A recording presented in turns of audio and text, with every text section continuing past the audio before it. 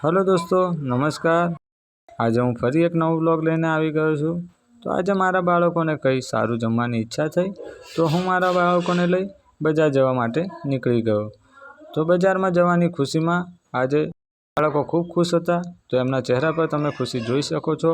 પછી અમે બજાર પહોંચ્યા બાદ થોડી વાર માટે બજારમાં ફર્યા, પછી અમે બધો સામાન લઈ લીધા બાદ ઘરે પરત જવા માટે નીકળી ગયા। પરત આવતા તમે રસ્તામાં ખૂબ જ રમણીય સરસ એવો નજારો નિહાળી શકો છો। તો અમે પછી ઘરે પહોંચી ગયા। ઘરે પહોંચ્યા બાદ અમે જમવાનું બનાવવાનું સ્ટાર્ટ કર્યું।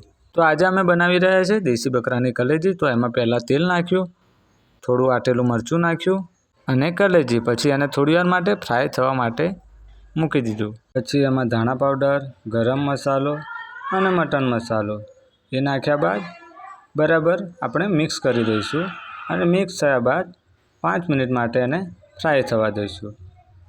ખૂબ જ ધીમા તાપે ફ્રાય થવા દઈએ દોસ્તો।